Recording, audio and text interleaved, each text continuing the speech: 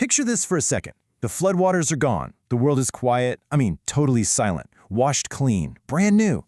And Noah, he steps out of the ark onto this fresh, damp earth. You can smell the rain, the new life. This guy is literally the most righteous man on the planet, handpicked by God to be the foundation of an entirely new world. And yet, as he looks out at this perfect new beginning, there's a shadow. Something is still there, an ancient, invisible flaw that's woven right into the fabric of reality itself. And that flaw is death. See, the flood, this huge reset, it wiped out all the sinners, but it didn't. It couldn't wipe out mortality. And that right there raises a question so deep it could shake this new world to its core. And there it is. That's the central paradox, the big question from the mystical masters of the Zohar. If Noah was so perfect, the foundation of everything to come, why wasn't he the one to finally beat death? Why did this ultimate corruption get to stick around? Okay, we're going to dive deep into this because the answer, you'll see, isn't just about ancient history. It's about the operating system of reality itself. On the surface, it looked like a total reboot, like God just deleted a corrupted hard drive and started a clean install. But mystically speaking, that cleanse was only skin deep.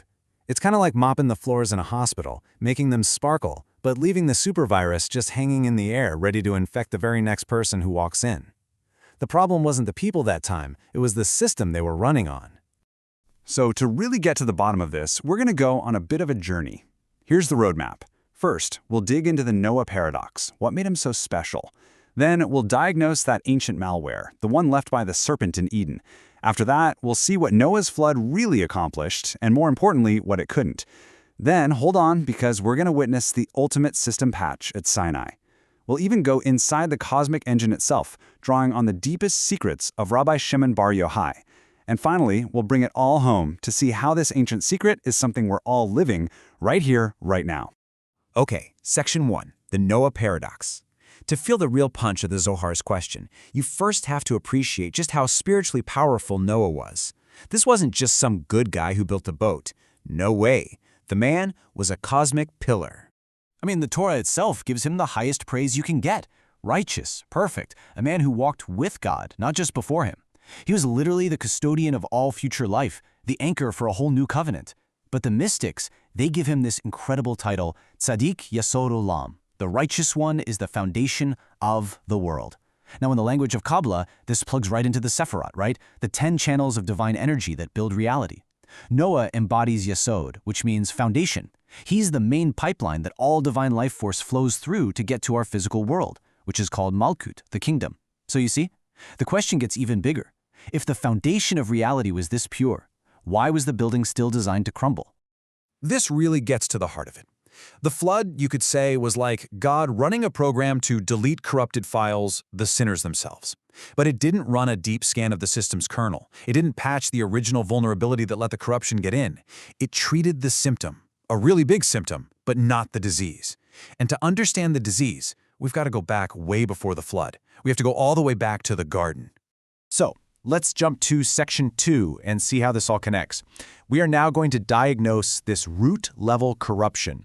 And the Zohar, it gives it a very specific name, like a technical term for the spiritual poison that was injected directly into the source code of creation.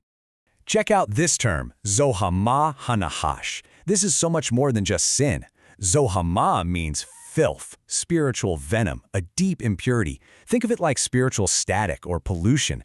The mystics explain that when the serpent tempted Eve, it wasn't just a sales pitch, it was a metaphysical hack. This Zohama was injected directly into humanity and through us into the entire operating system of the physical world.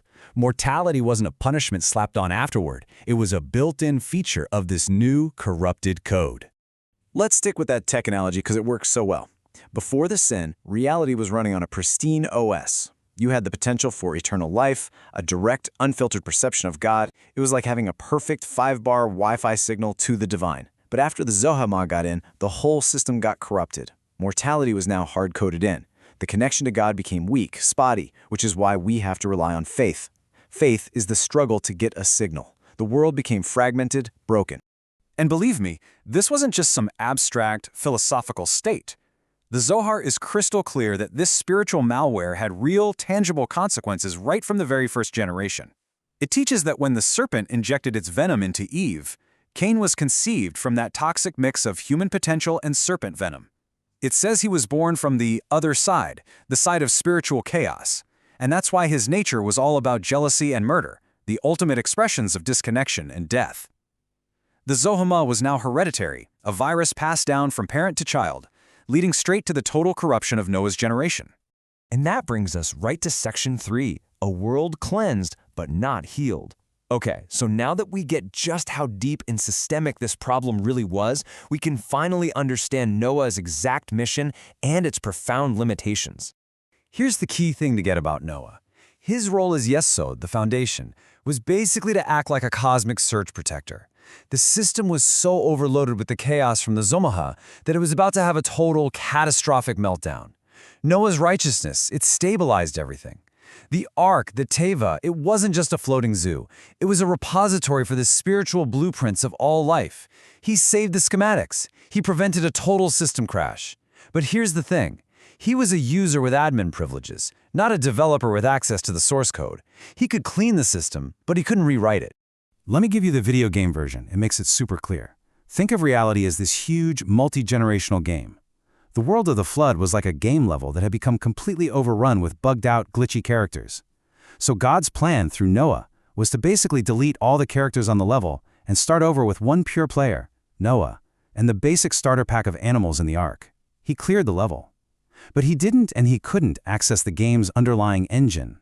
The Zoahama was a virus in the game's fundamental code, the part of the code that says all characters have a finite number of hit points. That death feature was still very much active for the next round of players. So the big question is, if Noah couldn't do it, who could? And this, my friends, takes us to the absolute peak of our journey in Section 4, the Sinai Revelation. This was the moment the developer logged in directly and deployed the ultimate patch. You have to imagine this scene. It's the total opposite of Noah's world of water and silence. This is a world of fire and sound. The mountain is blazing. The heavens literally rip open, and down comes the Torah. The Zohar is absolutely direct about what happened here. This wasn't just God handing down a book of laws. This was a complete spiritual fumigation of planet Earth. The divine fire of revelation, the very source code of reality being revealed, was so pure, so incredibly powerful, that the Zahamat HaNachash simply couldn't exist in its presence. It was burned away, and for that one brief, shining moment, death itself was canceled. The verse says the tablets were charut, engraved, but the mystics read it as cherut, freedom from the angel of death.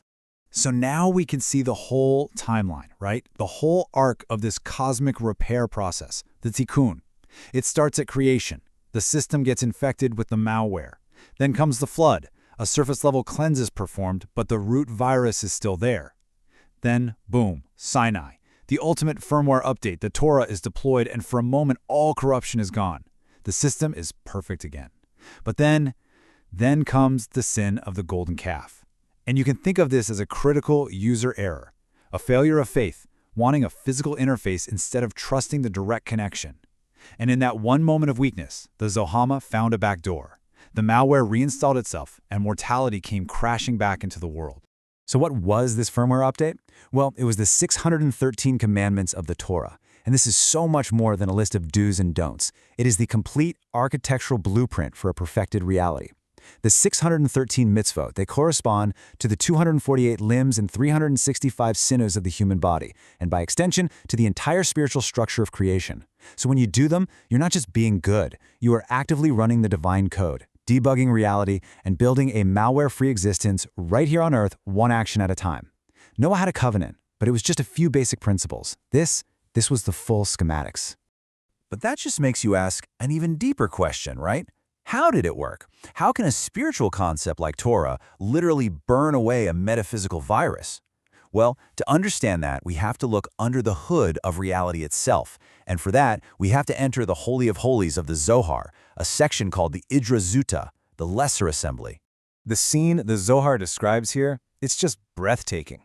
Rabbi Shimon Bar Yochai, the master of all these secrets, is on his deathbed. His closest students are gathered around him. A fire literally encircles the house. He tells them that this is a moment of unbelievable divine favor, and he has permission to reveal secrets that have been sealed since creation, secrets he has to share before he passes on. And what he's about to reveal is nothing less than the internal mechanics of God himself. And he starts at the very top, at the most hidden, most unknowable aspect of the divine, Atika Kadisha, the ancient Holy One. This is like the source code level of God's will. It's pure, undiluted mercy. This is the wellspring where the cosmic antivirus program comes from.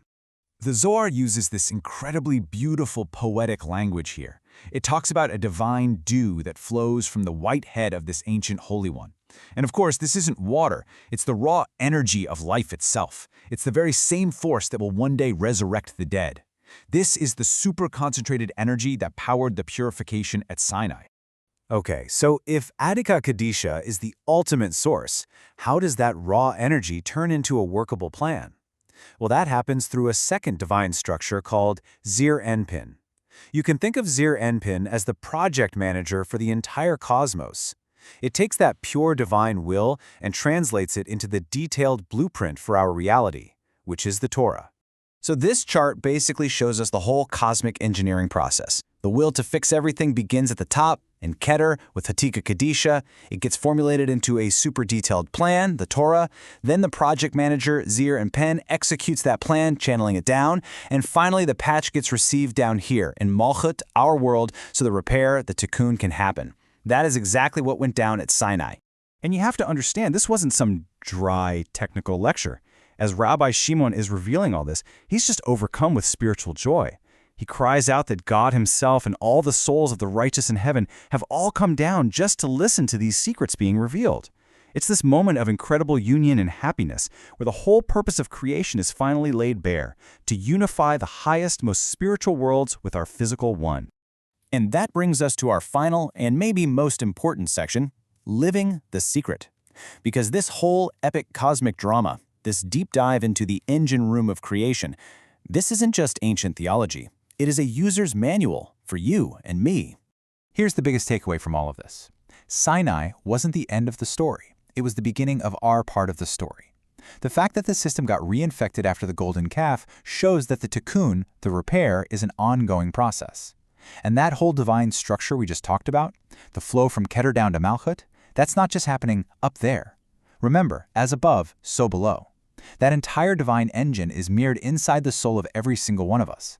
And this, right here, is where we find our role in this cosmic play. Every single time we do a mitzvah, every time we study Torah, we are not just following rules. We are actively participating in this massive cosmic engineering project. We are literally pulling that divine dew, that pure life force from Attika Kadisha, down through the channels of our own souls and grounding it right here in our physical reality. We are patching the code.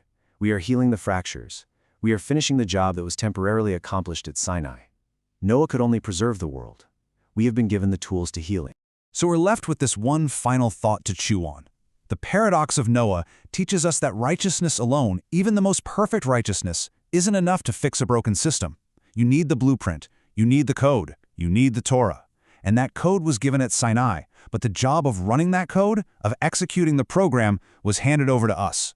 The repair is happening right now. And every action we take, every kind word we say, every good thought we have is another line of code that we're writing.